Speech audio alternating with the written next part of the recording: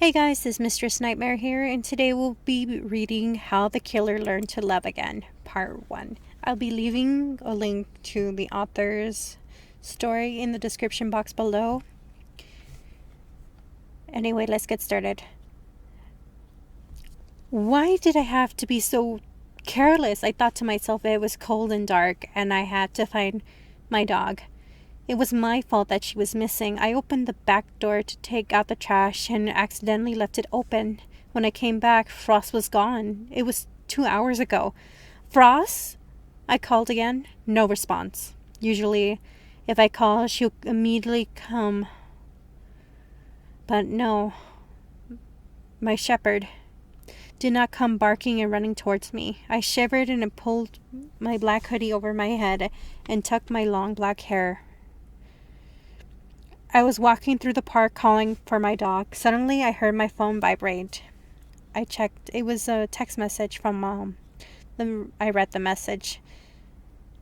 Iris, if you don't find Frost by midnight, you will have to come home without her. You're 16 and you should not be out at night like this. I'm sorry, but at midnight, I want you to come home. You will have school tomorrow. I cursed under my breath. It was 11:46. I needed to find her. What am I supposed to do? It snowed tonight, and the temperatures will drop below 10. I walked around the park for a few more minutes, but my hands were going numb. Flashlight trembling so much. I can barely see the grass beneath my feet. Suddenly, something moved from the trees near the edge. It was the clearing. Frost, I yelled, and as I stepped closer through the shaking branches, tentatively reaching out, woof! Frost burst out from the bushes, prowling over me to the ground, licking my face fiercely. Hey, girl, I cooed as I pet her. Her white fur and hugged her, trying to get the snow to slow down my heart race. Don't scare me like that. I stopped and brushed off the dirt from my jeans and hoodie. Come on, girl, let's go home.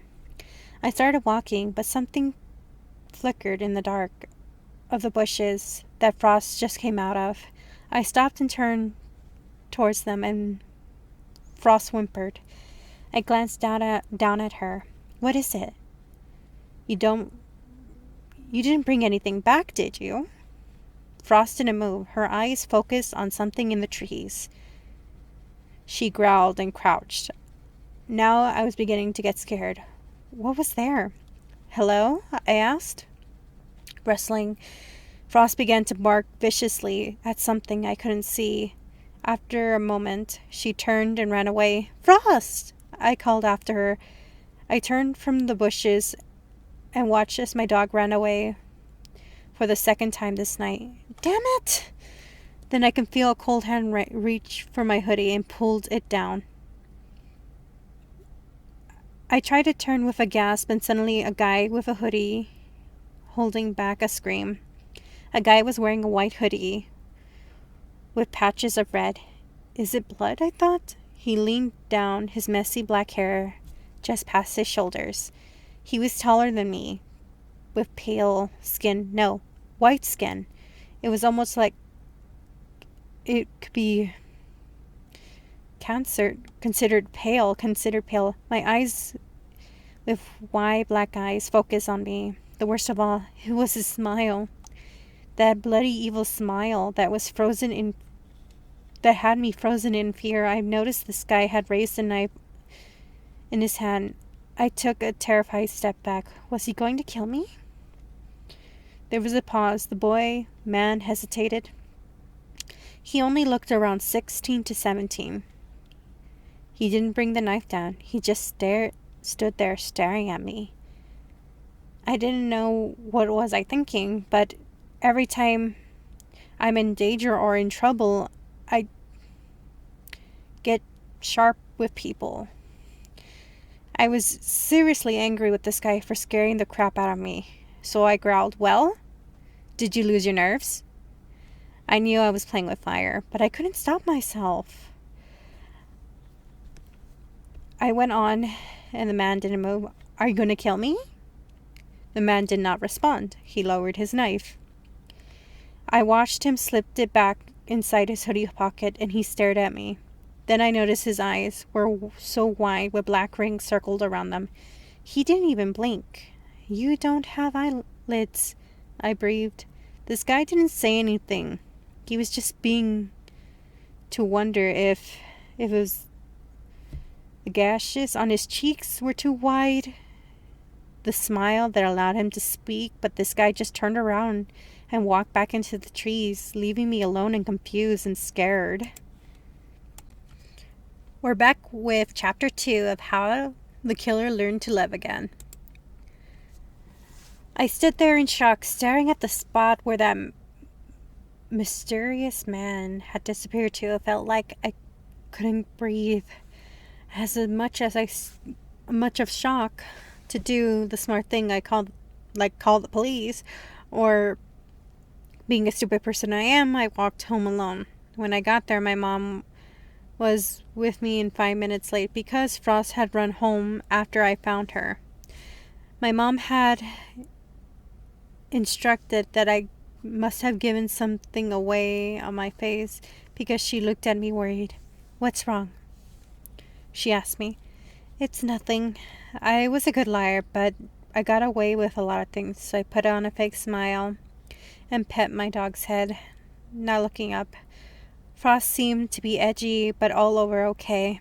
I faked yawned and made my way upstairs. My mother called out to me, "Are you sure you don't want something to eat before you go to bed?" "No thanks, I'm already sleepy," I called from downstairs.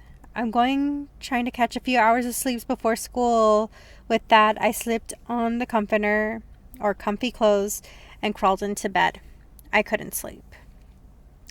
That face that's still in my head haunting me, yet I wasn't scared. I was curious.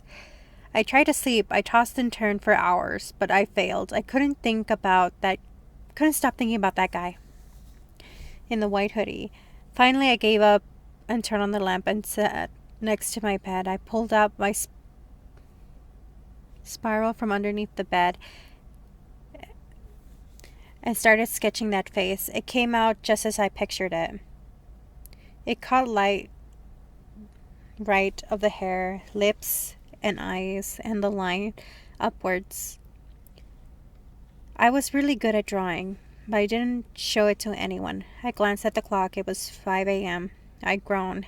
No sleep for me, I guess. I sighed as I slipped my drawing underneath the bed and I got up to take a shower. And another day of high school. Later, in the parking lot of Stump Hill High, I sat on my hood of the back of my black Camaro. I love the damn thing. Could never thank my mom enough for getting it for me. I was doodling in the back of my math journal, waiting for the first bell, when someone called my name. "Hey, Iris!" I glanced over to see it was my friend, Lissa. She ran up to me with a stack of papers in her hands. She had short brown hair, green eyes, and slightly tan skin. She ran up to me giggling like crazy. "Guess what?" she screamed. "I got an award for having the loudest voice in the school," I asked sarcastically. She laughed. "Sorry, but no." She waited for a few seconds before bursting. "Neil asked me out." I nodded. "Good for you." Leah sat next to me on the hood. "When are you going to get a boyfriend?" she asked me. I shook my head. "Nuh-uh. I'm not ready for one, and I don't really want one. At least not for now." She groaned. "Issa, you're hot. Not just hot, you're sexy. You have boys dying to date you. You just don't talk to anyone." It's true, I did get a lot of stares, but I was kind of quiet in school. People tried really hard to get me to know me, but when they did, I was really a fun person. Only Leah had been smart enough to learn about me. But I wasn't the most popular girl here. I was a nerd, though.